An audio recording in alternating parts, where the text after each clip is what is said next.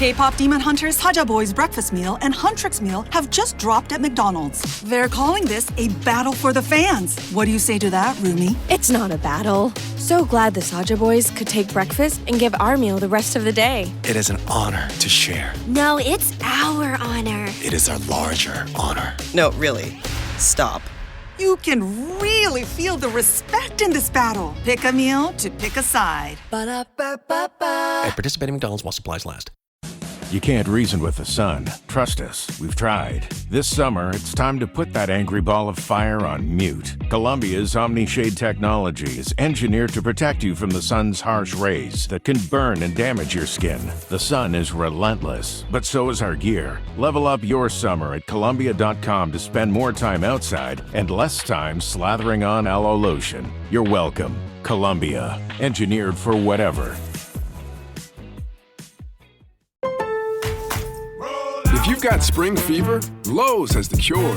During SpringFest, make your landscape stand out with 3 free bags of Miracle-Gro 3/4 cubic foot garden soil when you buy 3. Plus, get up to 40% off select major appliances to keep clothes, food, and dishes fresh all season long. Our best lineup is here at Lowe's. Valid through 4/22 while supplies last. Selection varies by location. See Lowe's.com for details. Soil offer excludes Alaska and Hawaii. On tonight's wrap, both the Dragons and Wales women have very positive first halves before ultimately coming unstuck. Scarlets shit the bed on a magnificent scale. And the Ospreys are all injured, or maybe not injured. It depends whether you're South African or Welsh. Enjoy.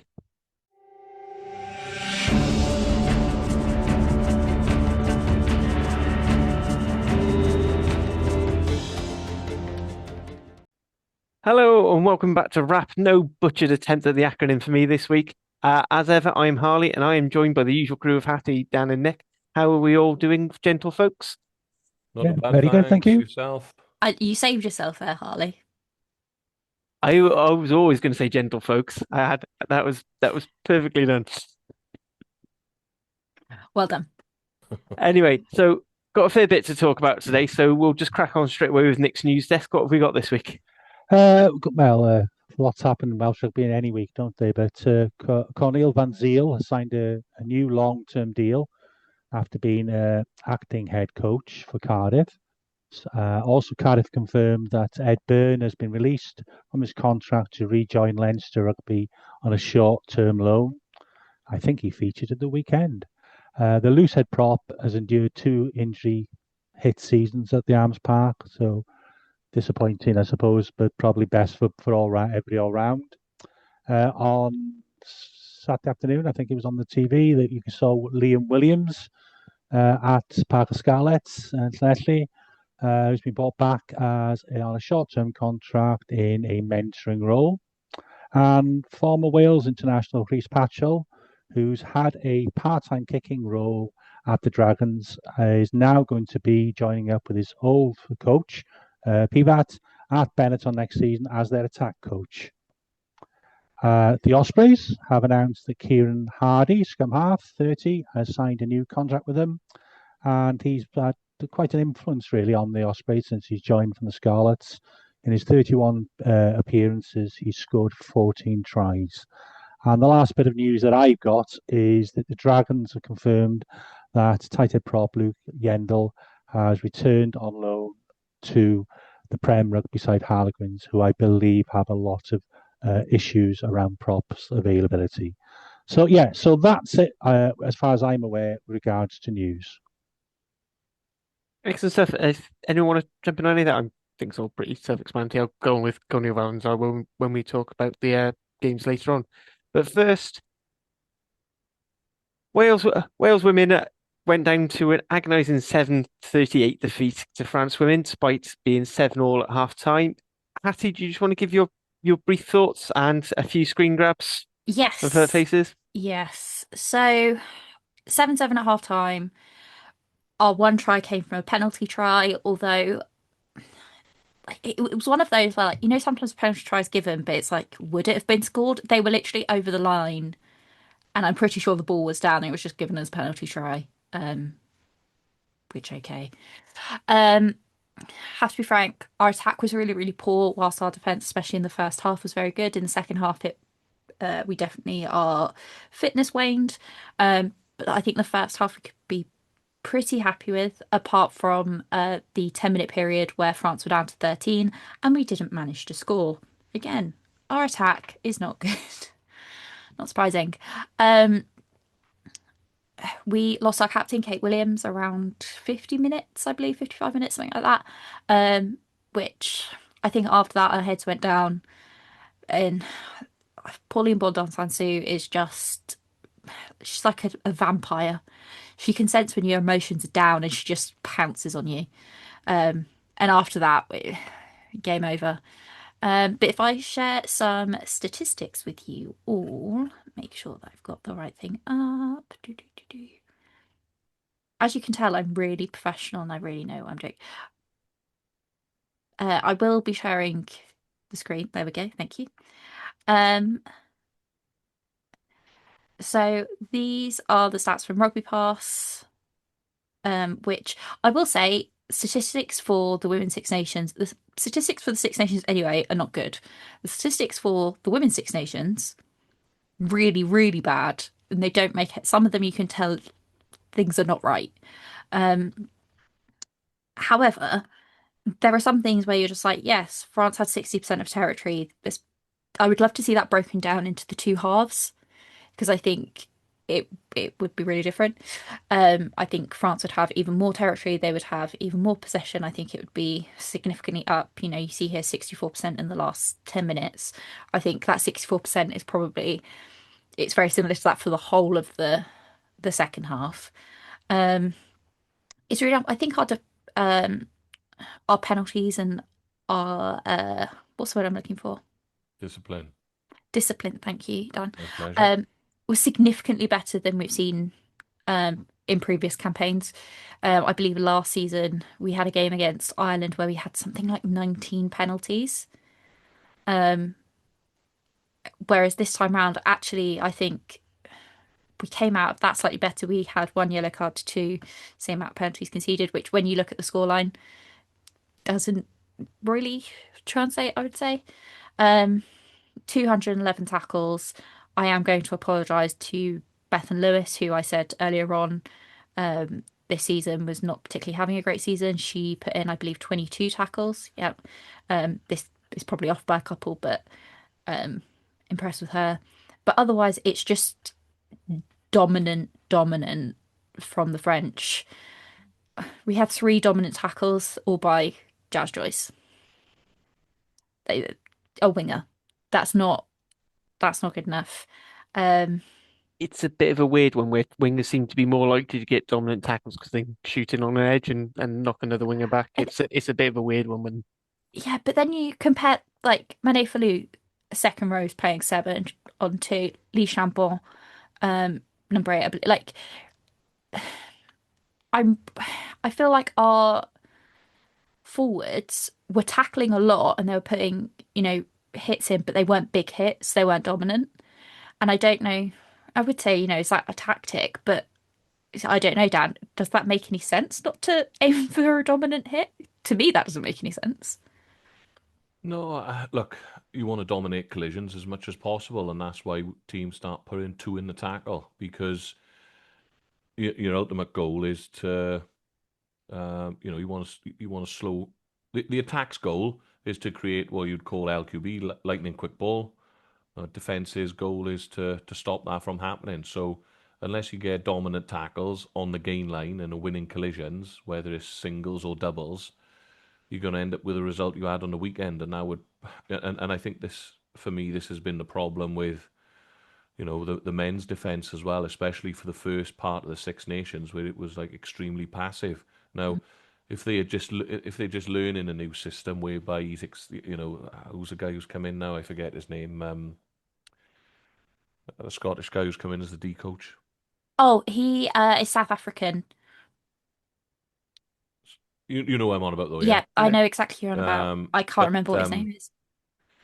If he's brought in a new system whereby it's meant to be double tackling, and but it may take a little while to to fall into place. But you look at the where's the stat on there, Hattie, about the meters made in their attack. Look at the Yeah. look at the meters made, 460 meters. Geez, it's Our ball thir- carrying compared 13 to line France was really breaks. poor. 13 line breaks is inexcusable. Now, Wales, I think, at the minute have got the double problem whereby the attack's pretty blunt, so they're struggling to score, but they're also easy to score against.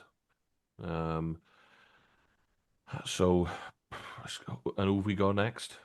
England. Oh, it gets easier. Yeah.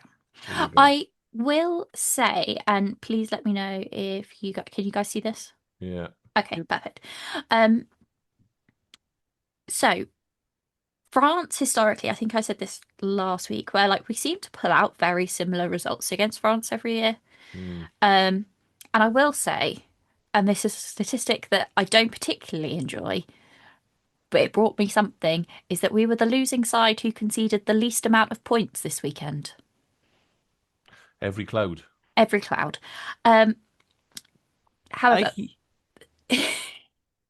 Look, Go on, Hattie. it's not a great statistic, but it's there. No, my issue, and this comes into the point that I suppose I was making off air before we spoke. There's only so long you can defend like that for, right? Before you get knackered. I thought there's the last two tries they scored out on the right hand side as the sort of camera angles on in the second half. If you keep an eye on Lecky George, she looks absolutely knackered. To be honest with her, the attempted tackle for the last one is poor at best, but she just appears to be completely out on her feet. Now, there's a double-edged sword to that, right? No matter the level of rugby that you play in, whether it's club rugby or international rugby, if your best playmaker is having to put, that level of effort into defending, and to stop in the opposition, then it's obviously going to affect your attack as well. It's a little bit of a double-edged sword, but I did think at the end the girls all looked out on their feet, and I questioned whether their conditioning's good enough or not. To me, it seemed as though it wasn't. And the other point I wanted to bring up was that I thought Bourdon Sansu was just incredible. France clearly have a history of producing quality scrum halves on the men's side of the house and the female side of the house, because in the second half she just made us look absolutely ridiculous. The try she scored off the maul, her vision and that is great, but the defending around it was absolutely shocking. We haven't narrowed up our defence well enough in order to stop her picking off those fringes. And the speed of ball they were having a lot around with those, if you've got, arguably the best scrum half in the world, if you've got someone with that vision, and that rugby IQ, if you were allowing her that quick, that speed of ball, then it's just a recipe for disaster. And the fact that they scored 31 unanswered points in the second half kind of speaks for itself. So I think it's Wales's issues are some of their parts. Firstly, I think conditioning seems to be low-lying fruit for me. Rugby's a much easier game to play and enjoy, and you win more rugby matches if you're fit. So I don't know. Let's see what the sort of performance that they put in us. Have we got Italy last? Yeah, they seem to have been gerrymandering the Six Nations, so we always play Scotland first and Italy last. So I suppose that's going to be the acid test for us then, isn't it? Whether we build into that, and maybe it shows that the girls that are playing for Brith and Thunder and for Gwalia are not getting the conditioning that they require. But yes, it was a disappointing afternoon after they performed so admirably in the first period. I think just to let's follow up on that, Dan. I will say I think the entire backroom staff is new, so we do have a new strength and conditioning coach. I don't know if it's just that's taking a while to bed in or it's not. But I also don't think the strength and conditioning at Gwalia and Brithon is that great. I know Brithon were only training like 1 day a week at one Yeah. point in this season. Like, and you compare that to your Bethan Lewis's, your Jazz Joyces who are playing, they do have their professional contracts and they're playing out in England. They're going to be training a lot more. Their conditioning should be a lot higher. I do think one of our really huge problems this weekend is the fact that we're missing Karis Cox. I think she's just become a completely, like, she's so valuable to our backline, but we also can't, the fact we've got one player who's so much better than all of our other options at centre is a concern. Hannah Jones, former captain, comes in as Karis Cox pulls out, and we just lose all of our speed in that centre partnership. And the kick chase starts to go wrong. And again, with our kicking, I feel with Lakey George, she's a top kicker in the tournament, but her kicks are significantly shorter. But it doesn't seem to be on purpose. I feel like she wants to get more meters on her kicks, and we know she can, having watched her play for Gloucester Hartpury for so long. She's done it as well for Wales.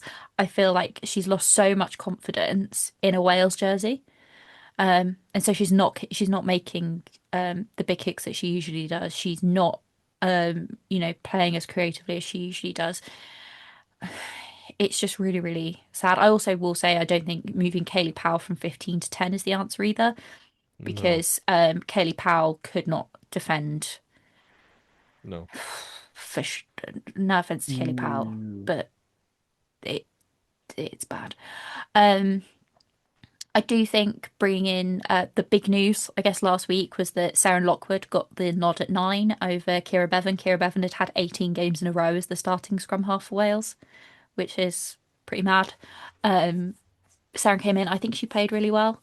I think her and Lake George work better, but again, it's like that 9-10 partnership is making sure that it beds in. I believe Saren is at Gloucester Hartpury, and with Mo Hunt out injured, maybe they'll get some game time at club as well. So that could be interesting. Also think that the Serens together, when it's Seren squared, that's actually probably like some of the most exciting our attack has been in the last 2 games. However, it doesn't seem to be happening a lot because Seren Singleton is playing out at 14 instead of 11, and I think she works a lot better sort of being a little bit more independent. But yeah, after are you guys happy for me to stop sharing? Yeah, go for it. Perfect. So after that game, it was actually a double header at Cap, and the Wales under-21s played. So this is the first year that it's like a proper tournament. It's usually been like a summer series sort of thing. So this time it's a proper tournament. There's 3 rounds. The next game is on the 2nd of May out in Italy. But we lost 5-76 to France in the double header, which obviously wasn't great. I will say there are some pretty easy explanations.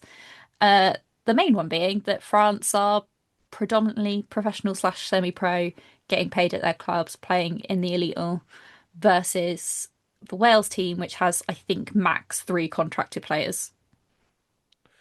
Yeah, I think the one girl who played in the centre for France has just been called up the senior squad as well, hasn't she? And she's also played sevens for France, Yeah, which we've had a couple of players play for GB sevens, but GB sevens versus France sevens is a very different scenario. Yeah. Look, we mentioned It's this like last week, then we were just getting left behind everywhere on the rugby front at the minute, whether it's women's, men's, kids pathway. It's just where does it end? I think we've reached rock bottom, and then we keep on going. But the thing that I think has really annoyed me, and I was talking to Harley about it before we started recording, is that I made the mistake of going on Facebook. Nothing ever ends well when you go on Facebook, and I ended up seeing the scoreline post from that game on the WRU Facebook, and literally all of the comments, bar like 2 from parents, it's just like abuse and calling for the scrapping of women's rugby. You kept seeing the can't believe we're cutting a region for this, and there was a lot of the abuse kind of aimed at the senior women, and obviously people not reading that it was an age grade side. Yeah, And it was just really frustrating. They were like, and they've got England next. Well, actually, they don't. They play next on the 2nd of May in Italy. Like, if you're going to leave an abusive comment, you can at least read the actual thing. I mean, they're real people.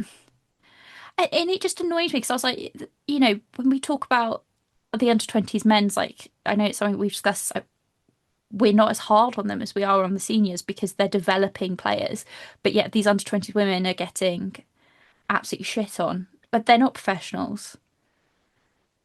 I mean, to no, be honest, that's just thinly veiled. Let's be honest, thinly veiled sexism. I mean, it's not even. These people don't believe that like these women could be winning titles through their nose. They'd still think, oh, we've got to scrap it, or they'd I, say, well, they've got enough with what they've got is enough because they're winning. And that's. I mean, again, your fault for going on Facebook, but those people are just garbage, and you've got to. I feel, I want to feel like no person who actually cares about rugby thinks of that. And then I remember I'm a member of a rugby club, and I've heard some of the opinions there, and it's just outdated. I mean, when you're there, when you're there hearing some players talk about how crap women's rugby is and whatever, and you're thinking, yeah, our women's side's the only one team winning games. Our youth and our women's side are probably slightly more much more successful than the senior men, because senior men can't be fucking arsed half the time to turn up to training. I'm fine with talk. I've been dossing off all year, injured and babies and stuff.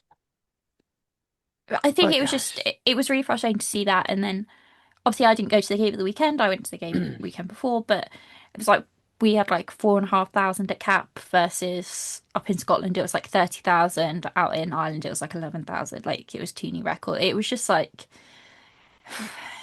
I feel like every you know all the rugby clubs in Wales, or like the regions, the men's team are all suffering, but I feel like the women's team and the under 21s and the senior women seem to be getting a lot of the flack, even though we have nothing to do with the regions. So why are you blaming us?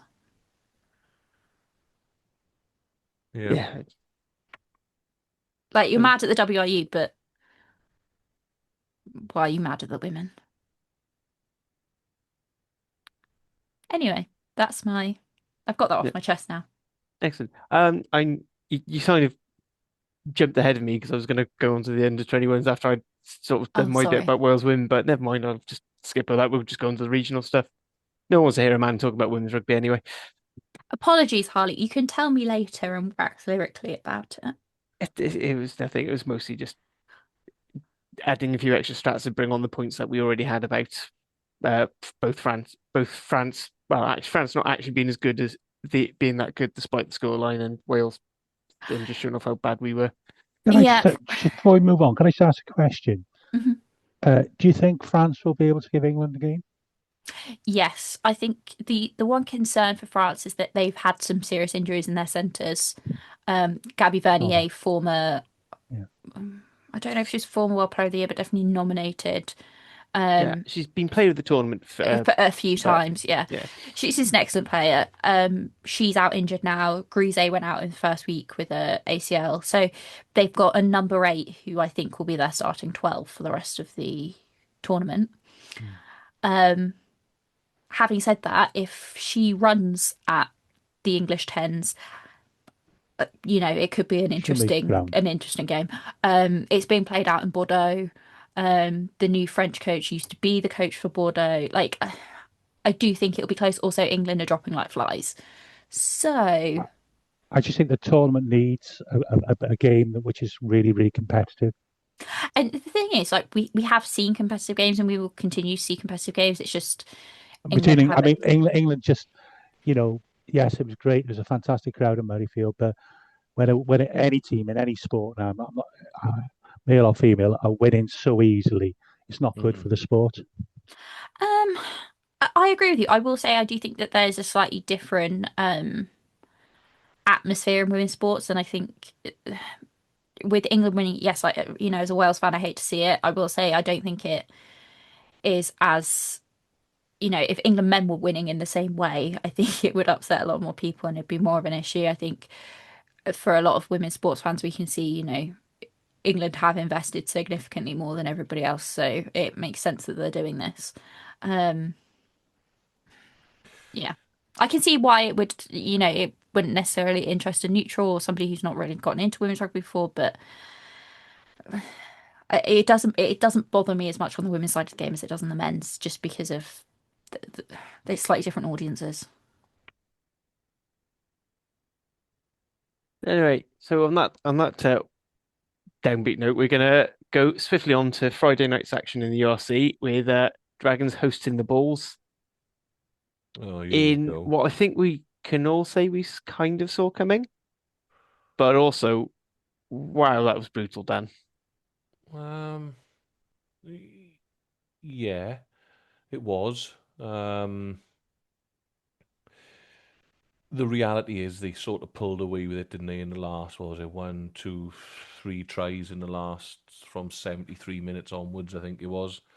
Um, if we'd have stopped the clock at 70 minutes and it was 20 odd points to 7, then probably a fair result because, the boys did, you know, f- did put a brave effort in to start off with. But I think you are right. It was a culmination of, 4 consecutive games on the road. A trip to South Africa, a tiring squad, and you kind of reap what you sow, I suppose. Something had to give at some point. Last week we were talking about whether the tombola would come out, and I think it was 8 changes, all together for the Dragons, and unfortunately, I just don't think we're in a position whereby we can make 8 changes. I think if the Dragons could choose from the same sort of 26, maybe 27 players every week, then we'd be in a much stronger position than we are now. You're leaving the likes of Carter out, Wainwright out, Aneurin Owen out, Angus O'Brien out, just to name, just to add those 4 lads down the spine of your team, makes such a massive difference, doesn't it? And that's without the injury issues that we've had at tight head anyway. But look, on the whole, for the first sort of, like I said, for the first hour or so, it was, fairly, a workman-like performance from the Dragons. Really, they were in it. We were physical. We were abrasive. We did some nice stuff. Scored a cracking try from first phase through Finney and Nisi. That was lovely to watch. And it started to dry up really from there on in, didn't it? The changes that the Bulls were able to make allowed them to carry on their power game. Marco van Staden coming off the bench, Vessels coming off the bench to name 2. They bring on Willie LaRue, another World Cup winner to come on the field for Andre Pollard. And the power game was fantastic. From the big thing that I found really frustrating from a Dragons perspective is that I thought we actually handled them really well in the bottom 2/3 in their own 22. They obviously looked to exit, and in the middle third, I thought we handled them really well. The problem is we will insist upon giving away penalties that allows them to have entries, and as soon as you give a team like the Bulls entries, you you're just asking for trouble because they're so hard to stop. I think we can see 12 penalties overall. It's just not good enough. You need to be. I would say for the Dragons to be in with a chance of winning that game, you need to be down around between 6 and 8 mark in terms of penalty count, and hopefully only 3 of those giving them 22 entries. If you give them 22 entries, at some point the pressure's going to tell. They will get more penalties out of you. They'll stick it back in the corner. They'll force an error out to you, or even if they get even if they knock it on and get a scrum in your 22, the chances are they get a ball back from another penalty. And I felt like the Dragons did shoot themselves in the foot a little bit because of that. We were a little bit unfortunate to have the Rosser try chalked off. It was a knock on, but it would have been nice if we were able to add another one to the board. Maybe that would have changed the the way the game was being played out at the time. A couple of interesting stats really. The Dragons carried the ball 73 times for 228 meters post contact, whereas the Bulls had 117 carries for 332 meters. They're fairly similar there, I suppose. However, we did get turned over 14 times, And like I said, our penalty count was much higher, and we also missed 22 tackles. We had an 87% completion rate, but I think ultimately when you're sort of being ground down in your own 22 and you're missing tackles that close to the line, um,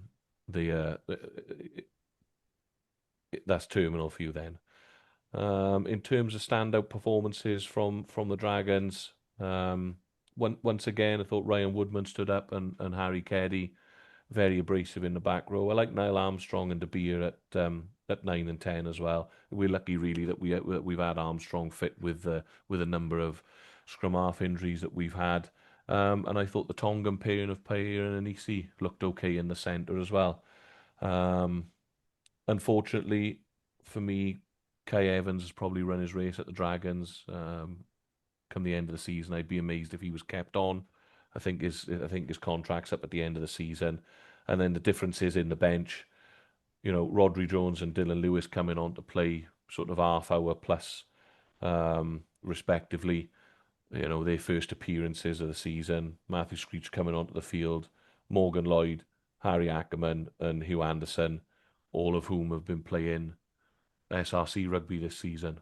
So that strength in depth just isn't there for us, is it? And I don't know what you guys think, but I was listening to the Dragons Lair earlier, one of our sister pods there, and they brought up Hugh Anderson. It's interesting actually.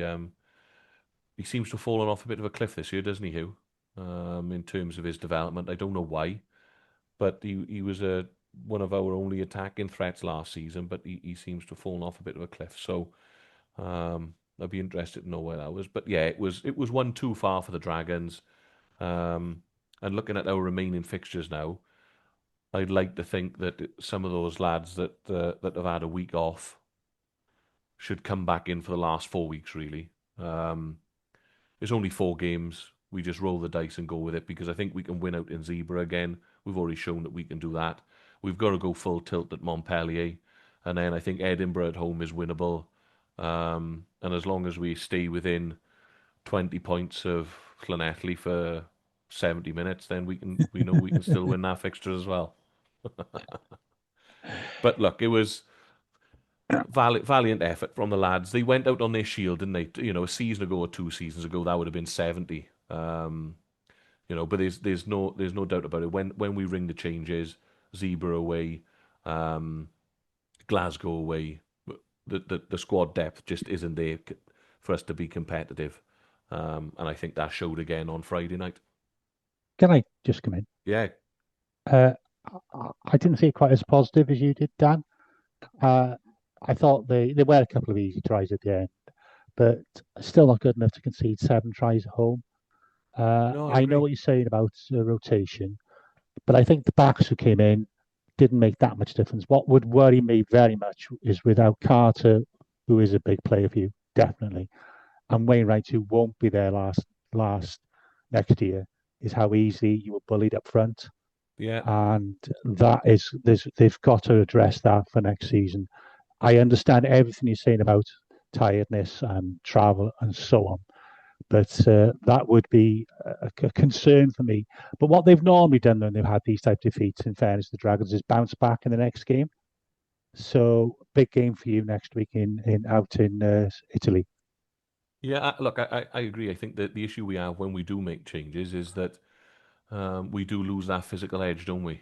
That's the reality. When you're right. When we lose, look at the physicality that Rob Hunt brought to our game. Look at the physicality that Levi Douglas has brought to us this year. We've been able to utilize him off the bench, or bring like for like on off the bench when we've had a full complement. And you are right. How do you replace Aaron Wainwright? I'd argue that he's irreplaceable. But the Dragons need to go to market next season, I think, to try and pick up a couple of gnarly forwards. Because we talk about it all the time on here. You don't win enough collisions. You don't win a rugby match. It's as simple as that. And the reality is, I think, when you play the South African teams, if you don't front up, eventually they're going to grind you down. As much as the Dragons were in it for 60 minutes, it almost became inevitable. And we got overpowered. So you are right. You're completely right. We need to go and plug that that physicality gap for when we are missing those guys. There's absolutely no doubt about that, Nick. I don't know what everyone else thought. I'm just checking the team from that played against every. No Martinez. He adds a physical edge for us, especially in defence. Brody Coughlin's been physical for us. Thomas Young didn't start this week and only played a bit part. No Ben Carter, no Wainwright, no Anira Owen, no O'Brien. They do make a massive difference for us, and this is where really. So it'll be interesting to see what they do on the recruitment front next season. On the good plus side, Dylan Lewis was back, so that sort of starts easing up your tight end situation. Didn't do a lot though, did he? I mean, I imagine he probably isn't. He was fit enough to play, but probably not fit enough to actually do anything. And I'm not criticizing him. That's just a fact of life, isn't it? When you come on, he's ultimately playing himself fit against one of the a team that was absolutely stacked, and I got no doubt he would have preferred to come on for 20 minutes against Zebra away next week, but unfortunately, this the in at the deep end without your armbands on, my old son. In you go, try and sort that out. Yeah. Speaking of South African scrums and fitness issues with props, shall we move on to what was a completely uncontroversial game? It was really normal. At the Electric Boogaloo Brewery Field. So we'll save the derby later. They didn't like it up, and did they? The old Sharks at the home of Welsh Rugby, the luxurious brewery field. The twice winning South African World Cup when it was there, but he didn't fancy playing. Yeah, so decent performance from the Ospreys against the South African team, and as we've already said, and I do think the Bulls are probably the standout South African team moving into the final business end of the season. But no South African team doesn't bring that level of physicality. So we've had a decent record against them at home. South African teams this year, we've unbeaten, and we were decent on the road as well. Very physical game, as you would expect. I think I said before we started the season in our pre-season pod, the one thing I was confident about the Ospreys this year is that we would be able to mix it up physically with most teams in the league, and even with rotation, I think we've pretty much done that. I also said the same thing on Saturday morning on the Erie group, but I said we also needed to be accurate and have a really strong mindset, and I think we proved all those things correct. And I didn't know at the time, obviously, around the tragedy that's happened in Jack Morgan's and his family's life as well. So to put in the type of performance Jack put in on Saturday night was pretty amazing, really. He's quite a decent player. Back to the game, I thought the Sharks, we were very strong, started off, both half actually, but we managed to keep them out with some really good defence, very resolute. Owen Watkin and Everardi Boshoff to the fore there. And Boshoff played well in attack as well. He made some good ground, beat a few defenders. Talking about the scrum, we actually got on top at scrum time in the first 3 quarters of the game. And Richard Coddy-Keywood would probably think Tom Botha was a waste of money. I don't think I agree with him. Tommy Botha is an absolute legend. I just hope we can persuade him to do it for another season. I know he's training to be an electrician, so let's hope he can put off his return to Stellenbosch for another year. I thought the pack did well, gave everything. The back three were good, and the half packs offered a lot of control. Welsh out at half, Dan Edwards kept a great performance with a try, and was kicked excellently off from hand, and obviously with his conversions as well. Hardy was good after we said earlier, he's had his new contract. And he had 3 turnovers himself. So if your nine's doing that in a game, it says a lot about your physicality and your commitment. And if you're putting your body on the line like that for the cause.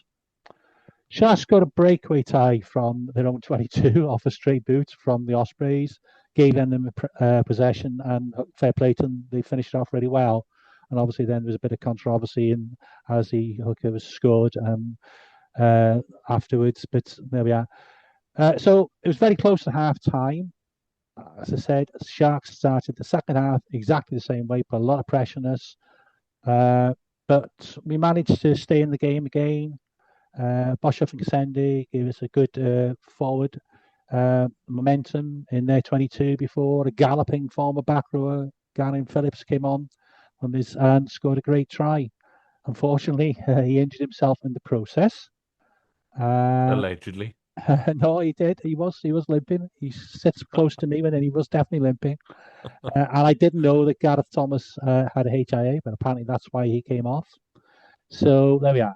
So we tried to battle on for a bit, but the power of the World Cup winners bomb squad, it's not easy at the best times. So he had to go off. There was the delay, wasn't there, where the officials tried to decide to work out what the rules were. I think they got them wrong. So we eventually had uncontested scrums. Osprey down to 14, I think. Evan Daniel had to come on to make 3 front row players. I didn't know that rule, but I do now. Sharks scored their 3rd try off a driving maul. Second one, actually, of the match off a driving maul. But after that, we didn't really look like losing. I think for all the controversy, the biggest issue is how poor the Sharks were when they had an extra man. We were very disciplined. We conceded, I think, 6 penalties all match. Very courageous. We even had a chance for a bonus point already match at the end where we could have taken the 3, but we kicked to the corner, but we didn't execute. But it ate up some time. The lineup was a bit of a concern, and we'll need to do some work on that for the next 3 games. No, they don't. But yeah, it was a small but very noisy crowd, and hopefully it's a good win in our penultimate game at the Brewery before we move back to Swansea, to St Helens, our new home. And obviously that's going to be a lot closer to our main fan base, which is in the city and the Neath and Toway valleys. So we're pleased if that happens and we're there next season. So theoretically, mathematically, we've still got a chance of getting into the top 8. It's not going to happen, in my view. We'd have to win 3 games with 5 points, and other teams do us a favour. But the big question is, can we win the Welsh Hub? But we'll come back to that later on, I'm sure, Harley. So what do you guys make of it? So just quickly, I just want to go over the uncontested scrums thing. You don't mind? I've got a lovely little graphic which supposedly should be with the 4th official. So if I show you, Whilst Harley brings this up, this is not the first time this has happened in the URC in like recent memory where they've got this wrong. Yes. Right. So this is the World Rugby. So this is what World Rugby has said. So Nick's right. You do have to have 3 full front rowers if available. And the other thing, which I didn't know, because Scott Baldwin mentioned this on the Scrum 5 podcast, is if you have 8 forwards, all 8 must be in the scrum you have to have 8 players in the scrum anyway, but you can't swap out a few. You know, if you've got a weak tackling 10, you can't just hide him in the pack and bring out a flanker. But basically, so this is what it tells you, depending on how the first prop goes off and how second goes. So if we have a look, so Gareth Thomas went off with HIA. So we're now looking at this barrier here. Now, if your second event name was contact, it was Garen Phillips went off with leg injury. So if you go along here, contact injury. So it says no dropping a player. So you shouldn't. So Osprey should have actually stayed at 15. Okay, because they had the subs who they could make an actual change for. So actually, for all the Sharks fans complaining, you got away with one really there because you had, was it the best part of 20 minutes playing a man up? That isn't what lost you the game. The thing between Luke Morgan and Ethan Hooker didn't lose you the game because frankly that happens so often. Although I do agree it is shithousery, borderline cunt tricks. But that isn't what lost you the game. You had they conceded 24 turnovers to Osprey's 10. They had 14 entries into the Ospreys 22 and only scored 3 tries out of it. That's why. It's because you're just brutally inefficient, loads of handling errors. Like Ospreys had a few chances and they took them, basically. that's what lost you the game. You know, we can moan about the ref all we like. God knows I've done it enough, but that is clearly your own fault, and it once again shows how worse than the sum of their parts the Sharks are playing. And fair play to the Ospreys because more often than not they play better than the sum of their parts, which is the nicest thing you'll ever hear me say about the Ospreys. Now, if you don't mind, I'm going to go wash my mouth out with soap whilst you all have something else to say. I was just going to say, sort of related to this, is that obviously you were saying the Sharks played a man up for over 20 minutes, which means, like, when you then relate that to a 20-minute red card, it's just another reason why 20-minute red cards don't make any sense.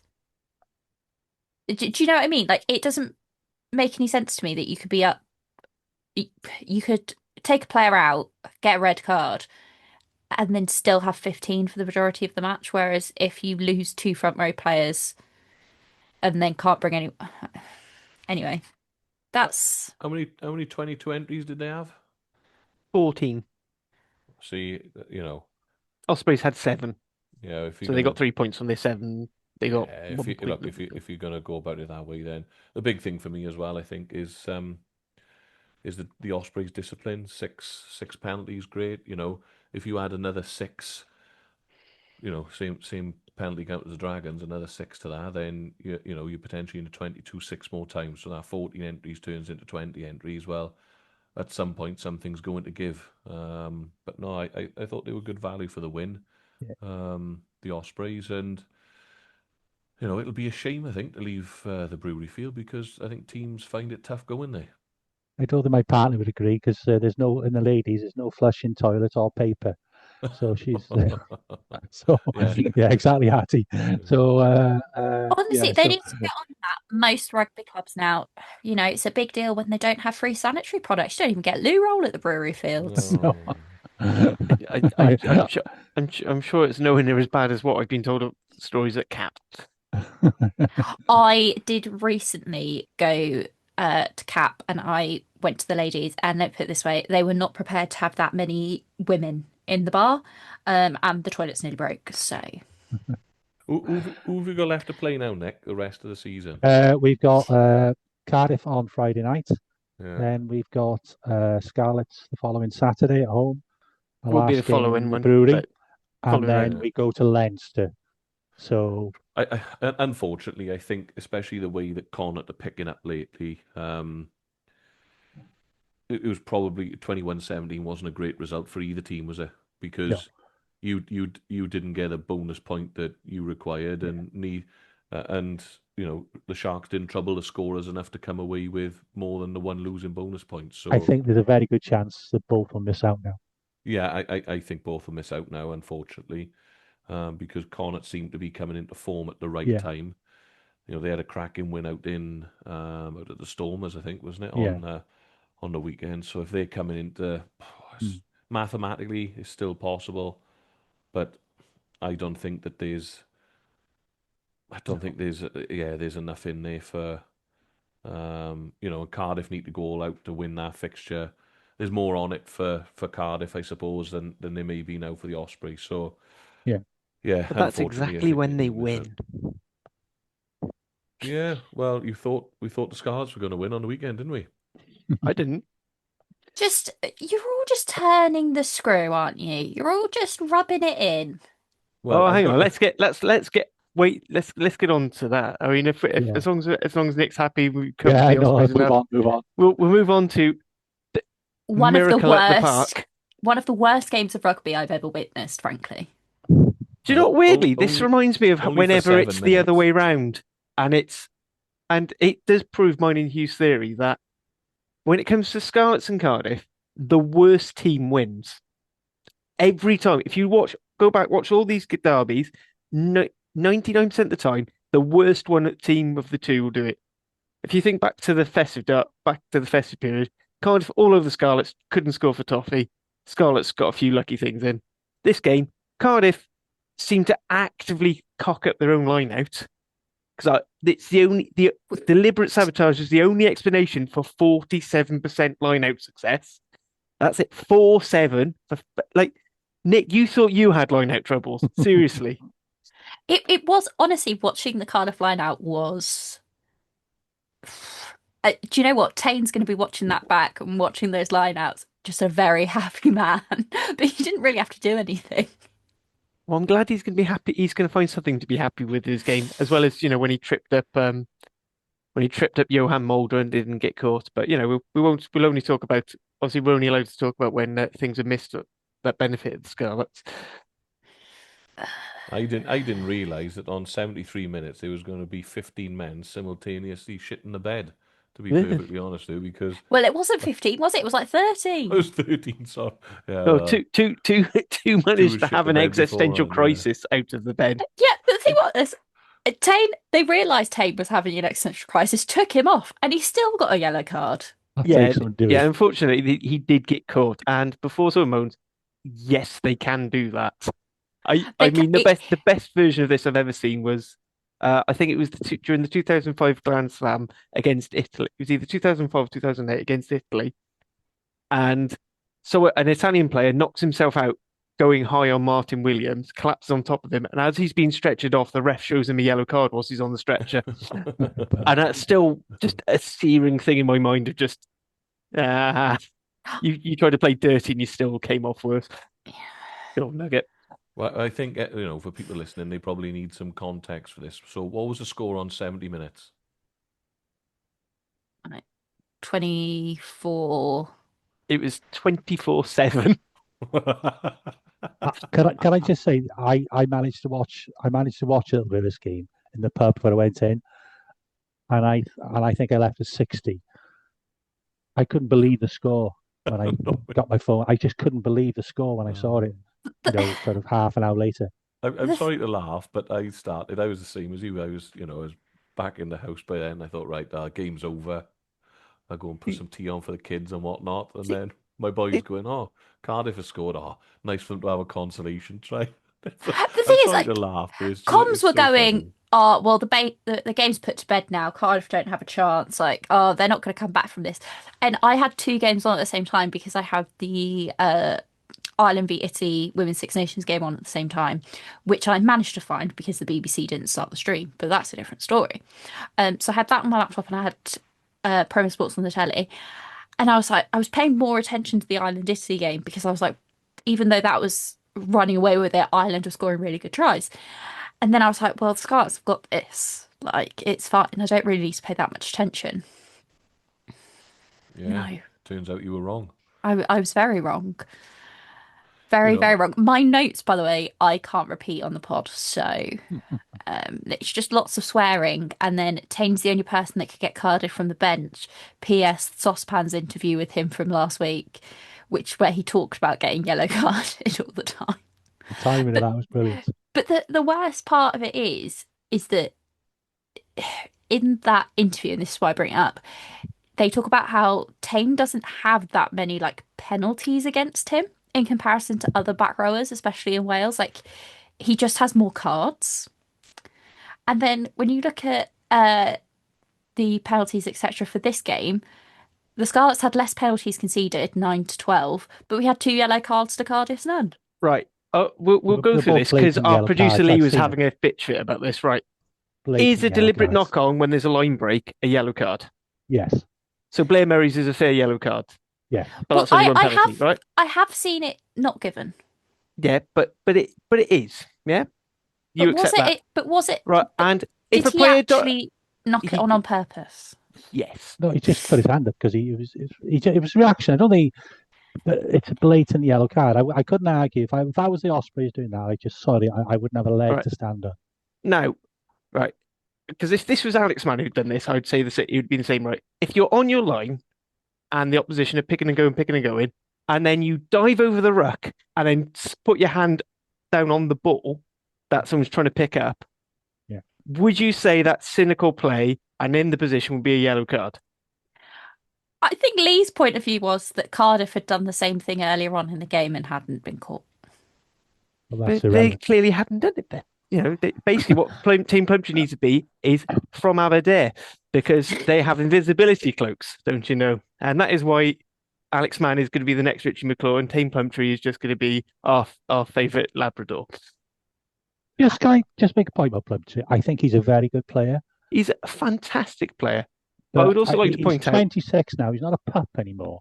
He really does need to sort himself out because there is a very good rugby player there. You say that, Nick, but I've got a 13-year-old Labrador downstairs who spent most of last night in the garden barking. And every time I put her back in the house, she managed to somehow open the back door, let herself out, and start barking again. The naughty streak never dies in a Labrador. Imagine if it's crossed with a Springer Spaniel and then come back. Surely the Plumtree thing, though, right?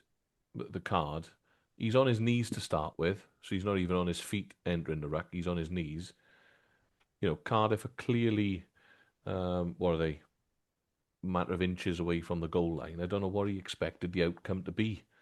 It's not even as if he's taking one of those like logical, it's a cynical team card. If it was like a knock on, like a Blair Murray type thing when Cardiff are still winning by 2 scores, and you go, I might get away with a yellow here, there's no penalty try type thing. Then I kind of understand it, but it's just brain dead. 7 cards this season for me is just, surely they're going to start docking in wages or something, because he is buying that team a lot of beers for Dick of the Day nominations, I reckon. It's absolute liability. He reminds me a lot of, like, kind of mentioned it sort of last week with Bryony King. It's just fantastic players, great sort of number 6, number 8 combo, but they just have absolute brain dead moments. And I think they both get very, very worked up, and they both get so into the game, and they do really stupid things when they're tired. And they've got reputations for it now, so it's looked at more. It reminds me like Josh Adams to an extent as well. He'd had that. I don't necessarily agree that they were blatant. That was a blatant. I think there's a wider issue though. Just to lay off Plumtree a little bit, because I do think there is a good player there. The Scarlets have had discipline issues for a number of years now, and it's killing them. I mean, it didn't really do us too many. We didn't have too many issues last year. You still had over 200. You still had 18 yellow cards last year as well. Just how much you might have been higher in the table, and not had to go to Leinster for the round. What I'm saying is there is an issue around discipline in the Scarlets, and they need to tidy it up. There is, and it's the yellow card thing for me. It's one thing giving away the odd penalty. Everyone gives penalties away, especially forwards when you've been working your socks off for 60, 70, 80 minutes, however long it is, and pushing in scrums, lifting in lineups, trying to whack people left, right, and centre. You may do something stupid, right? That's just life.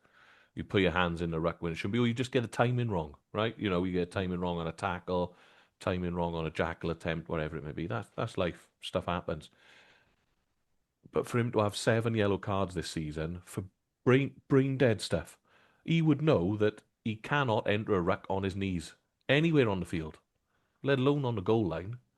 It just absolutely baffles me. And at what point do you go, well, maybe we play someone else because it's not worth the risk? How many yellow cards has he had for Wales recently? I do feel like the last one he got was like ridiculously harsh. He got subbed on when we were on a team boarding, and I think it was a very precarious offside. I will let him off that one. That was oh mate. I just think it's complete. Surely now he's got to be thinking to himself, look, I've got to be absolutely squeaky clean now whenever I'm on a rugby field. I think this season he's got 4 for the Scarlets and 3 for Wales. Wales have only played 7 games. Or whatever. It is really frustrating, but I do also think, do we play somebody else? The fact of the matter is we don't have anybody else at the Scarlets. No, but what it might cost him is his Wales place. Well, I think it already has. Because I got to be honest, if I was Tandy now, looking at the way some of the back rowers are playing, you go, oof, maybe we need to think about changing his place up in the squad. The other one I always wax lyrical about, and I'm very much in his. I'm definitely in the Fletcher Anderson fan club. I thought he was cracking again on the weekend. What a player. When does he qualify for Wales? Oh, we've got About another 4 years. 4 years. Oh, is it? Thankfully, That he's long? young enough that you might get away with it. Yeah, because he was only Oh, like 20. He's like 20, 21, something like that. Yeah, he's He's very super young. is he? There's no way he's 21. He's really young. He's really young, 23, I which think. means 23, I think he's 23 or 24. He's 23. yeah. But I mean, he's young enough that qualifying Just on turned residency would 23. still be worth it. Yeah, it'd be like mid-late 20s, which for a number 8, I don't think is. Well, no, you get another. You get a. And I'd like to talk more game. about super sub extraordinaire because this Exactly. is the Right. year of the prop, and What absolute I would like to. I bollocks. need to eat some fucking humble pie here because I was not excited about this player's signing whatsoever. But having Sebastian is secretly for me being one of the signings of the season because he has scored in the last 3 derbies. He scored a brace. He came on at the most pivotal point in that game, which was basically we were on a warning. Scarlets, for whatever baffling reason, decided to go for a scrum as opposed to a tap or take the points or thing. Bear in mind they were already 3 scores up at this point. They didn't and had the bonus point. Why the fuck they didn't kick points, I don't know, or kick the corner. They call the scrum and Happen absolutely batters them off the ball, and we get out of dodge. And he's given the man of the match, for the narrative, as is often the case. But genuinely, for his contribution this season, I think he's deserved it. He's been excellent. Otherwise, I thought until Mason Grady snapped his thumb, he was looking all right. That was grim, by the way. I don't know if no one's seen it. He's holding it up as if to say, I need to come off because my thumb's fucked. And comms are going, oh, he's just giving everybody a thumbs up. You can His see the thumb- bone poking out. And he's shown it to Parker Scarlets because I think they're booing him, saying, "Oh, come on, get on with the game." And it's like, no, It's like hanging off. Yeah, you can't play with that. Like Somebody's like, pop it back in. You can't pop that back in. You do not. You do. Public service announcement for anyone listening: if the bone's sticking out, do not. And this is someone who's spent a lot of time as a trained first aider. Please, for the love of God, do not try sticking it back in. One, you will definitely mess up and it will not align and heal properly. 2, you will definitely tear something and make it worse. And 3, you will probably pass out from the pain. Like, do not do it. Do not let your friends do it, okay? Because just that would be terrible. Anyway. I think that's a boring way to look at things. Slam 8 beers in and try and sort it out yourself. Look, that's the rugby mentality. What we have here is someone who's spent a lot of time doing first aid and someone who grew up as a rugby person and then learned first aid. Tape it up, it'll be all right. You come back next week, you'll all be strapped up lovely, and 5 years down the line, somebody will ask why all your fingers are bent out of shape, and why they all wonky. Yeah, you go and have a look at loads of rugby players all got wonky fingers. Why does your hand more resemble a chicken's foot than a human hand? Oh yeah, just like. Yeah, so I sort of think that. I mean, I know everyone's waxing lyrical about Tame Plumtree's offloads for the Johnny Williams try. It was a lovely offload. It was lovely, but how is that not jumping to avoid attack? He literally sees the player coming over and he's jumping up to not get hit in the touch. Good point. How is that not? And France did something similar as well. And I don't get how it seems to have only ever been called on when it was Blair Murray. Blair Murray. He's the only person I've ever seen penalised with this law. But anyway, frankly, some that gave up. I'm glad we won. I'm glad we got the 5 points because we needed it. But daylight robbery and smash and grab do not begin to describe how jammy that was. That was some like Wayne Pivac 2021 Wales era bullshit. Yeah, but this is kind of my point. I don't think it was jammy. The Scarlets just imploded. They went full dragons. Well, hang on a minute now. Oh, sorry, full dragons of like the 2 seasons ago. You go too far. You go too far.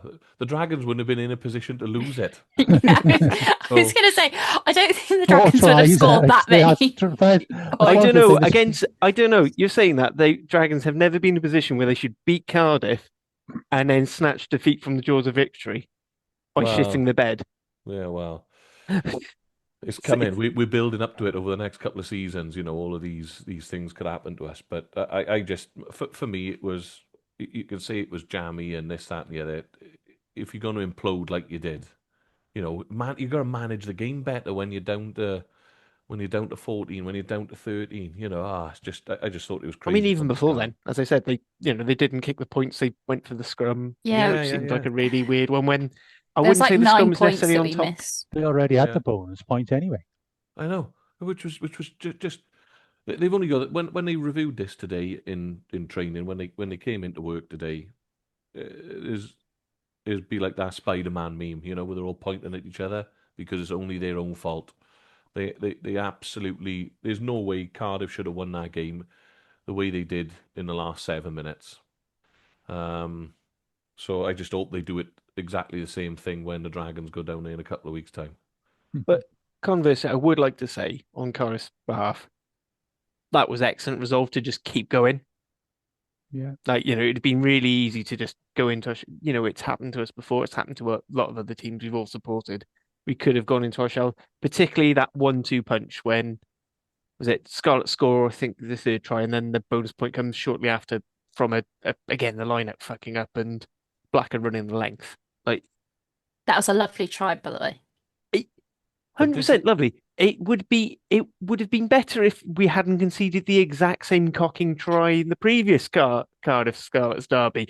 I saw it and I was like, Harley's going to be so mad. It's like great. We haven't got Gareth Davis, so we're not going to get a jammy intercept try. And what's worse is Dane Blacker was Cardiff Academy. He was one of us. That must be how you feel having Sebastian getting the brace against you. That was just rude. You go on about Cardiff though, Harley, being, showing that they were still in the fight and still up for it. But there's two things for that. Number one, that's off the back of the good start that you had to the season. Means that you still got something to play for, because you wouldn't have come back, I don't think, if you were, if that was the other way around. I don't think the Scarlets were coming back and had nothing to play for already. The boys are already on the beach, aren't they? Right, as simple as that. And the other thing as well, I think this is why the bonus point system's really good, because Cardiff would have been going to themselves, look, we're still in the hunt for playoffs here, and there's still bonus points at hand. Even if we get just within 7, we get a bonus point to stay in the playoff fight. And then when you get within 7, they're down to 13, you go, well, let's just keep playing. What have we got to lose now?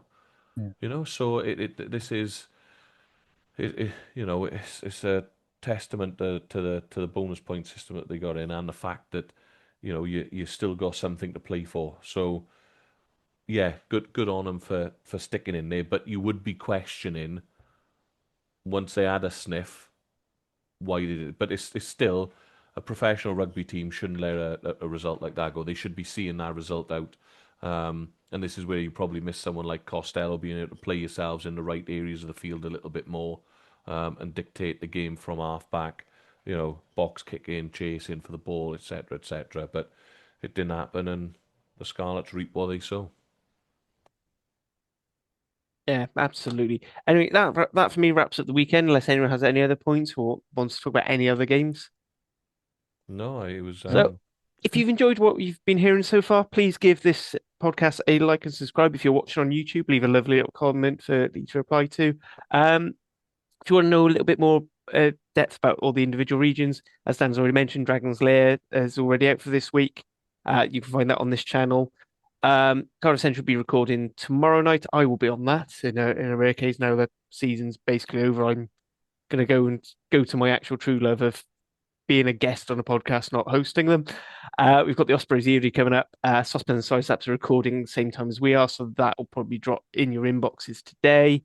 If you want to go a little bit broader into the world, we've got the Global Gameline channel, which has Hattie and Welsh Women's Rugby Treehouse, Hugh on Top 14 URC podcast, because I'm enjoying the current contest between Sand and Glitter. Mm-hmm. You the listeners can decide who's who out of those two. If you want to if like Hattie, you're practicing your Welsh language on the Rap channel, we also have Pod Cymru that Nick's on, and there's also the SRC podcast underneath, which is getting into the business end with all the playoffs coming up. You've also got the provincial pods for the Irish. So that was it. I was going to call it provincial state of mind. That's nothing to do with us. It's the Interpro show. Okay. A bit of an animal who just recorded ahead of us. They're doing 2 podcasts a week because they are nuts. They've got a lot going on down Yeah. there. Well, they're having a review and a preview show. And it's like, oh, fine, go for it. I just have not enough hours in the day. We also have Mall Street Journal. So now we've got with Pack 4 and MLR seasons fully in full swing. They're going heavy on that. If you want to set up a podcast, so if you're a supporter of an of Scottish or Italian rugby and you want to bring a show of that, please contact us. We're also actively looking for Premiership fans and people who want to set up podcasts for the individual Irish provinces. If you contact the email address or comment on any of the social channels, they'll all get back to producer Lee as he expands the empire that is the rap and global game line channels. You can be one of his minions. You can be one of his minions and show him the exact same level of respect all of us do, which is barely very any, little. If we're honest. Sorry, Lee, you put up with so much shit. Especially when it comes to editing and we start purposely putting in random pauses or things that will get demonetized. Anyway, that's all the plugging out of the way, and some slight references to Women's Rugby Treehouse. Moving on now, so we're going to go to the preview. So we'll start off with our international rugby as always. So, yeah. So I don't know if you saw Scotland versus England, Hattie, but I feel really sorry for whoever the Red Roses are playing next. Don't suppose you know who that is. Right. So I will say there is a very weird thing that happened where Scotland women, so whereas Scotland men, even when they are a bit dog shit, in the last few years generally have pulled out the bag and have won. Scotland women don't do that, and for some reason seem to ship like 90 points to England every year. I don't know why. It just seems to happen. On the flip side, generally Wales don't concede as much to England. Oh, you've done it now. That's it. I know. Send your hate mail in now. I know. England are missing a lot of players. They had 6 players out through injury pre-tournament, which is quite. Most of those were like starters, and even bench options for the second row as well. They've now missing another 4 players through injury. So Hannah Bottoman, Moena Talling, Alex Matthews, Mo Hunt. Again, clear starters. They're all missing. So it will be really interesting to see the team they put out. Before the tournament, was kind of questioning how their line out was going to go because their injuries generally are in the second row and at hooker. I say injuries, pregnancies. They're all bloody pregnant. But unfortunately, they have got Lily Ives Campion, who is like the #1 line-out stealer in the PWR, who has just come in great form, has taken her chance. She's calling the line-out, and unfortunately, it seems to be the best England line-out I've seen in a very, very long time, which is unfortunate. So I have concerns. It's probably not going to go that well for Wales. I will be there. It's in Bristol. It's a sold-out game. But yeah, I'm not excited. It could go quite badly, but I think if we can keep it under 50. Oh, that's a big ask. Yeah.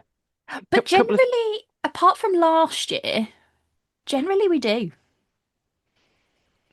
There are a couple of things I gleaned from that from basically both the Ireland and the Scotland games against our opponents. I think if you can front up, which in theory Welsh pack should, we do have some very good forwards, but whether we can do it for 80s in the story. But I noticed that once again, Helen Nelson got a lot of joy kicking behind the English defence. She was finding a lot of space. That backfield's not used to having people kick at them. The problem is I don't think we've got the kicking game to get at them, but if we do, then I think we can have some joy. But I think we need I don't know what was the issue, Karis Cox, because I think she was a late pull-out, wasn't she? Yeah, I think it wasn't that late. I think it was like the day before. Yeah. I think it was just a strain. I think her coming back would be huge. Just Mm. the extra, you know, Hannah Della Valle is, been a huge servant for Wales, but Karis Cox just has that little bit much more speed, bit more, adds a bit Yeah. more on both attack and defense, which I think helps. I think swap the wingers around might be worth it. I'm sure Jazz usually plays right She wing over does. left wing anyway, so I don't know why This they it's swap them why out. it's such a weird choice to. I mean, I get that Seren is younger, and she this weekend was her second cap, but you've got two players and you're swapping where they usually play. That doesn't. And like as a forward, I'm like, oh well, you can't make that much of a difference as a winger, but like it really does, and so that's why it doesn't really make much sense to me to have them that way around. I'd swap them over, but Yeah, I still thought it was fine. I don't know what happened with what they changed with the thing. Some of the things they changed with the pack didn't make much sense to me. Hoping Kate's injury isn't too serious and that she can come I back think on. she just had a dead leg. Yeah, it did look more like a hobble than a like. Yeah. Initially, I thought she was being tactically substituted. So I think I said you're far more educated and knowledgeable than I for this. But what if any other changes would you think? Like you'd like Karen Scott to come back in, but is there anything else you'd like to do pack wise? Um, I think we need to have. I would swap at least the bench, if not start allow. Obviously, she played for 121s this past week. She was on the bench for Scotland. She is our best line out operator. She can really disrupt a line out. She's also large.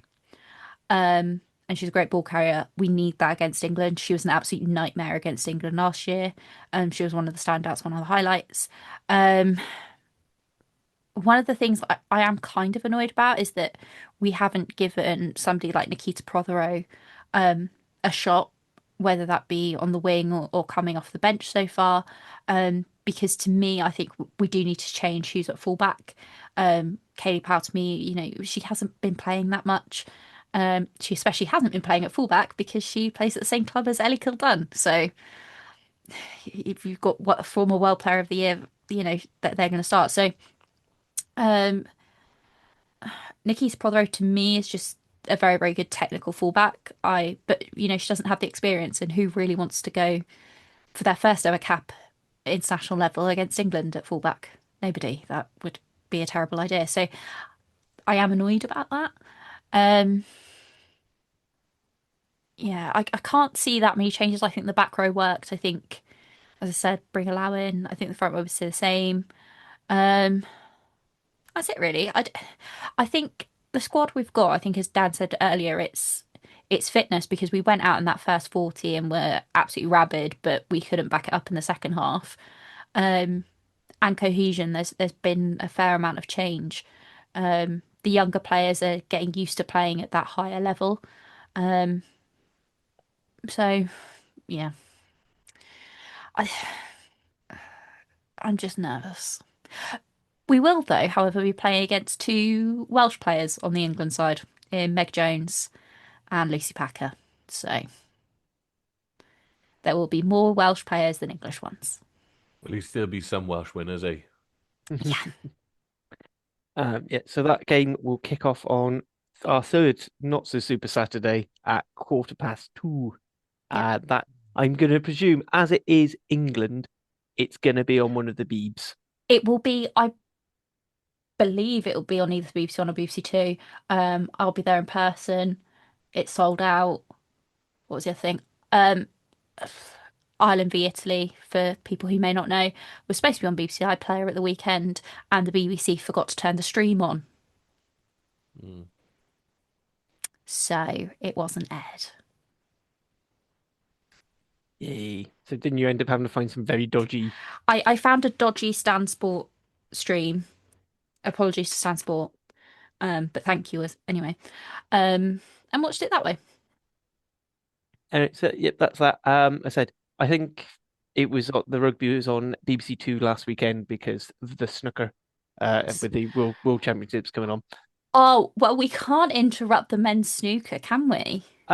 Technically, it's mixed. Women can It's compete. just the snooker, women, yeah. women just don't. They just don't want to. Which, fair enough. I wouldn't want to wear one of those little I don't think I it'd be you'd very rock a waistcoat. flattering. No, thank you. Anyway, that's the international stuff. So moving on to URC. So we're going to leave Actually, I said I was going to do it in the middle, but we'll leave it to last. That'll be to last. So we'll start off Friday night. It's it's the revenge match from the Challenge Cup quarterfinal. It's Zebra versus Dragons, part two. Two Zebra, two Dragons. However sort of cheesy thing you want to go. Dan, you gotta be able to beat these guys. You're in their heads now, surely. Well, it's the sequel that nobody knew that they wanted, but we're getting it anyway. It's no Cardiff Connacht It's not repeat, hey, but hey, I tell you what, look, for me, there is nothing for us to fear going over there. Look, it's just going to depend, really, isn't it, on the change. We've got I think it's the week after we go to Montpellier, don't we, for the Challenge Cup semi-final. So the way I look at it is we've got two options. We either rotate again, make sure everyone's rested. So you drop the likes of Inisi out,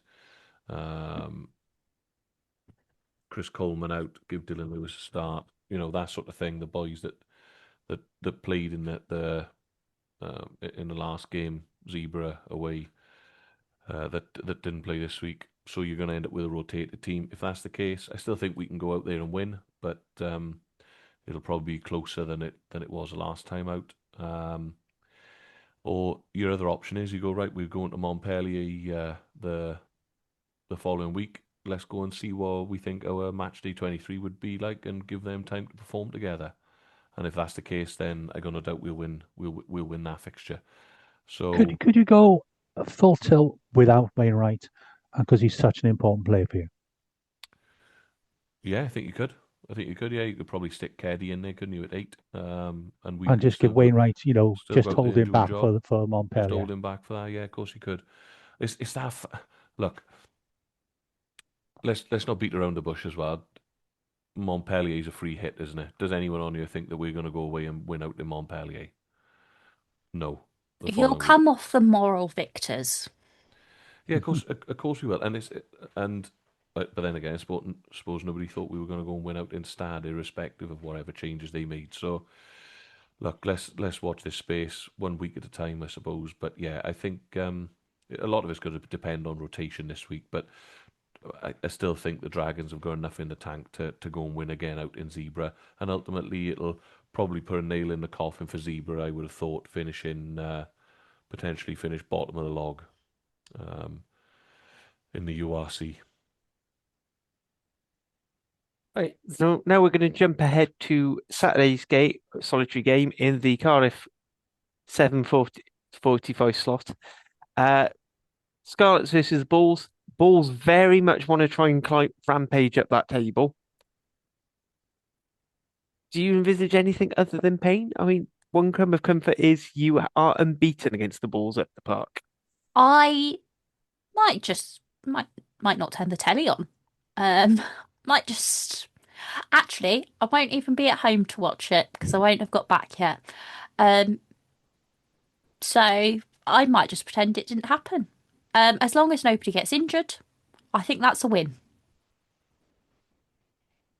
That was lovely, short and sweet, that, wasn't it? Everybody, there you go. Yeah, I don't really have much more to go with that. That's lovely and brief. So then we'll go on to what is actually going to be the first game of the weekend because of URC seemingly misunderstanding Cardiff's complaints about 7:45 Saturday kickoffs, with people saying public transport shuts off quite late on a Saturday. So they've brought our Friday night kickoffs forward. Well, anyway, so we are hosting Ospreys at Cap, a team we've not beaten there since 2007. Admittedly, you do have to take into account that there were an awful lot of judgment days that sort of took the fixture out of there, and there was the point when we were in Cardiff City Stadium. But still, it doesn't leave me with much hope, especially when the things that the Ospreys are very good at are things we're notoriously very bad at dealing with, which is a strong scrum and set piece and big physical forward packs. So, Nick, I'll let you speak first, even though you're the away side, but confident. Sorry to interrupt before you crack on, but are we officially labelling this the Y11 Derby? Yes. Do you know Well, wait, watch this space. I believe there might be some news on that this week. Wow. So This is the we might be premature there. This is the Story Schrodinger's of my life, Y11 derby because until we finally get a result one way or the other, this is both neither and is the Y11 derby. We'll call it the big city derby, Dan, with Newport being a Oh, minor there you city. go. There you go. Go on. Off you go on. Go on. Talk away. Go on. Yeah, we normally do quite well against Cardiff. Uh, but Cardiff usually, like, I was thinking of the game on New Year's Day where we did bully you a bit, but then Cardiff stayed in the game a little bit, like the Scarlet game. That obviously didn't come back to we didn't muck it up as much as that, but you did score 4 tries, I think, Harley, down in the Electric. The Electric Boogaloo, yeah, you did. You beat us by 11 points. It was a proper dismal showing from us, I will say. Yeah, I can't see Cardiff playing as badly as they did against the Scarlets. So I think it will be a close game, but I think we'll probably have enough just to come out in front, especially if we can get on the front foot up front. So yeah, I'm quietly confident, but I could see it going the other way as well. But I'm going to, obviously, when we come to predictions, yeah, I'm going to stick with the boys, and I think they're going to do it and take the. I think, well, we've just got the Scarlets to play, but as I say, we're still in the hunt for the hubcap. Yeah, and Nick, you were questioning me off air about some people claiming that Cardiff win this, they win the Shield. No, we still have to wait for the Ospreys of the games because even if they pick up 1 point against us and then beat the Scarlets with 5 points, they'd get it. So Ospreys can get to a maximum of 26. We can only get to a maximum of 21 if we get 5 points on Friday. So yeah. And to be honest, now the Shields are a little bit pointless, but it's still silverware. So you've got to make settle for that. It's the only silverware our Welsh region will be getting. So yeah, exactly. Hang on. Whoa. Hang on. I can't wait for whoever finishes 8th to realise that they've been displaced by the Dragons, and then Dan's face when he realises the Dragons are playing Champions Cup rugby next year.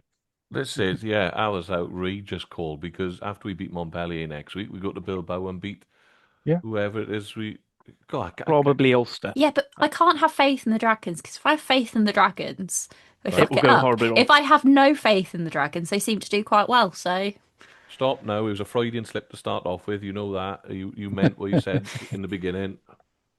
But I love how Dan brushed off the idea of the Dragons doing Champions Cup rugby as if it's not as mad as prospect in his head as Abbotsbury playing in the Premiership next year. Well, the Gallagher, I'm referring to. The Gallagher, yeah. Well, you never know. Someone might come in and buy us. But, I think the Scarlets found out this year, didn't they, that sometimes the Champions Cup is maybe not all as cracked up to be, unless you got the squad to go with it. If you draw the same group that they did, oh, geez, good luck. But anyway, go on. We digress. Yeah. So on a Cardiff perspective, Mason Grady is probably going to be out. I know Dan says just pop it in and play again, but he's probably right. But we do have this little known electric winner who we seem to have forgotten about recently in Tom Bowen. So it'd be nice to see him get a run out and actually get to go. Josh Adams has been getting over some injury niggle thing, so I don't know why they just noticed him. It'd be nice to get him back. Belcher, McNally are not played like they hadn't met each other in a few months or played with each other in a few months, which is kind of right with the injuries. Not McNally basically got rushed straight in after getting injured quite early on the South Africa tour. Hopefully that will be a bit better because, if there's one weak area we really don't want to give Ospreys any ground, it's line out time, particularly line out defence and driving more. Rumours Teddy may or may not be around for this game, but it seems more likely that if we make the playoffs, those would be his first games, which would be great for Wales, risky for us. I think for us it's got to be keep our discipline. Even if we can't dominate the Ospreys, which is usually always a challenge for us, if we can keep parity, I think our backs might have the edge. Depends if Harry Miller comes back in at 13. I didn't like Jennings and Thomas at 12, 13. I thought it was a bit too lightweight. Scarlets managed to get a decent bit of change out of that.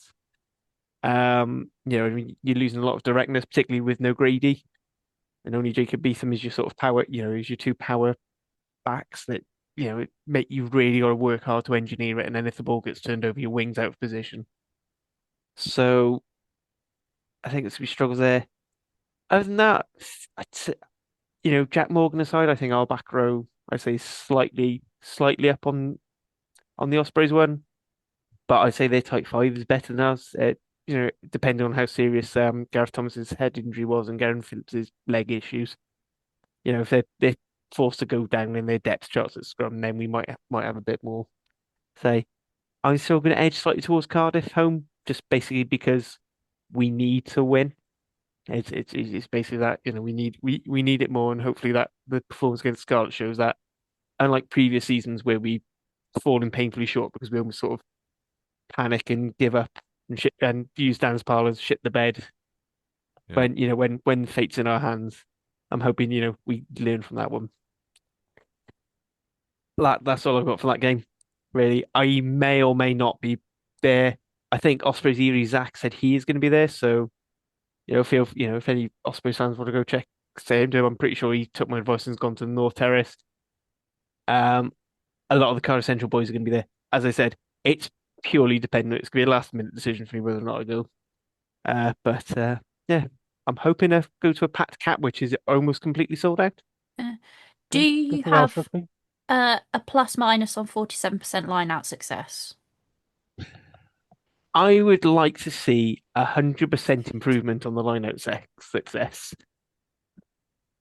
Well, given that we don't very rarely compete in other teams' ball, you've got a very good chance of improving on 47%. No, I don't think they needed much. you missed the one We where, don't jump. where Belcher We threw it duck down. over the jumper, and I think that was McNally not lifting both of them. I think it was possibly the tallest combination of three players on our pitch, and he still couldn't. Like you could have sat Alex Mann on James Botham's shoulders, and he still wouldn't have caught that.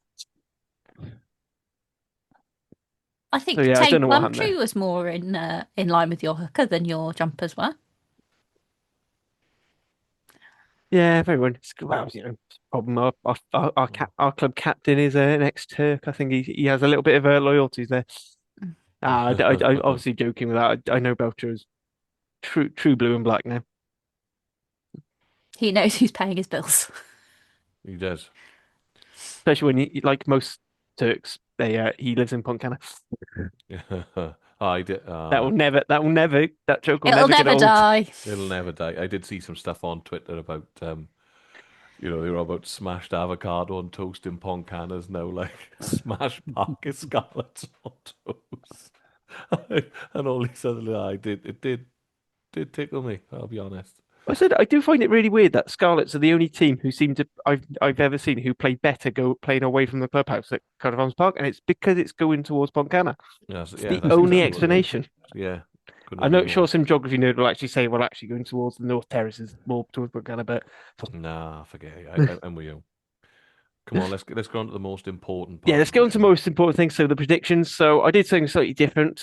Whilst we're off air, I actually picked a proper order for doing the predictions using wheelofnames.com. Oh. So put the names in and got up. So it comes up with our still reigning predictions playing of Nick. Okay. So Which Nick, one do I do to first? So can you give me Zebra Dragons, then Cardiff Ospreys and Scarlets Balls? So Hang on. Give me a minute to write these down so I can just go within a point. I think I'm second, aren't I? Yeah, it's gotten very close between you two. Right, I got my pen out. Go ahead, Nick. Carry on. Zebra by 3. Oh, you bastard. Yeah. Who's next? Cardiff Ospreys, Ospreys by 3. Scarlets Balls. Balls by 15. Next up on the wheel was Hattie. Oh, I'm gonna go Dragons by 8, Oh, well Cardiff done. by 5, and the Bulls by 18. because why not? And then Dan. Okay, so I'm going to go Dragons by 3. I'm going to go Cardiff by 3. Are you going to go Scarlets by 50? Oh, you couldn't do that, surely. I was just nice to you, Dan, by the way. Hello, sorry. I'm going to go. I'm going to go Bulls by. Do you think it's more? you could just see it coming. Weirdly, so I have gone for Dragons by 3. I've gone for Cardiff by. I've gone by Cardiff by 4. I do these before I ask you. You know, it's like, of course you do. and then I've gone for the Bulls by 20. I'm not even sorry, Hattie. I think it's going to be painful. I will be on the train, I think, when the game kicks off, and I might just Throw your phone out the window. might just not watch. I am basing this on the fact that your best defensive centre is your number 23 jersey. You play with 3 12s in the midfield. Who are all the size of back rowers for some reason. Yeah, they're all big back rowers. They're all fantastic players. Well, I mean, not Joe Wilkins. He's barely bigger than Ben Thomas. I don't know where this thing of him being big is. And you're going up against the full-blooded Bulls pack. Andre fucking Pollard is going to kick the leather off that, and I think he will expose. Also, that was another one. Poor Ellis Mee. Yeah. So losing him is going to be a big blow for you because he's been on solid form this year. Yeah, sometimes having a 9 on the wing doesn't work.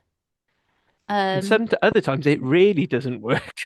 I thought the Osprey's favourite son, Tom Roberts, played well. It's following that long tradition of the Osprey stealing Scarlets players. Just an academy, Hattie. Please. How close are you at the top of the prediction league now? All right, so we'll do an update. I wasn't gonna do it until next round, but I'll do it and then we'll do the final one. So at top is, as I've mentioned, Nick. He's on 129 points. Then 4 points behind is Dan 125. Then both myself and Hattie are on 116. See, and me and Harley have very different approaches. Harley does it beforehand. I do it just vibes. Just vibes. Yeah, but it's pure from vibes. I write them down because I've got to maintain the spreadsheet, so I might as well put my own in. I'm not like Lee who starts going +1, -1 to try and game the system. There we go. Yeah, I think Hattie, me and you are out of it, but Nick and Dan, it's looking quite tasty. And this is basically what the viewers and the listeners join in for. I mean, it's the only play I'm interested in now the rest of the season. That's there. Stuff the rugby. Let's see who comes out on top of the prediction. Yeah, you say this, but genuinely we've had messages of people asking how I do the points to try and so they can play along. So I think it'd be better. And it's like you kind of can't because I've made it. It's purposely made as a closed league, so I don't have to do any complicated points. Maybe that's something we can expand out next year and do a. If you're volunteering, Dan, go for it. Oh no, I'm not volunteering. No, someone else. But there we go. Then may the best man win, Nick. Yes, indeed, sir. Yeah. In fact, may all the best men and women win, unless they're the Red Roses. Please just have a catastrophic off day and let our women just come on. You've won what 35 games in a row. Let's have one. Come on. I think it's going to be Hugh will be going with Mother Hugh, and I think it's her first rugby game, which I think means Wales need to win. Yeah, it would be painful otherwise. Yeah, although I think she's supporting England, but that's a different story. Boo. I mean, speaking of first games, I also would like to congratulate baby Cardiff Rugby Life, Dan Pearce from the Cardiff Central, whose his partner gave birth just before Cardiff Scarlets. So it was very nice for Scarlets to shit the bed for the little boy's first win. The less said about the fact that all of Dan's partner's family come from out west is they're the better, I think. And on that one, before Hattie actually somehow works out how to kill me through a webcam, I'm going to say thank you, Hattie. Thank you, Nick. Thank you, Dan. Thank you. Thank you all for listening. Nosta. Nosta. Nosta.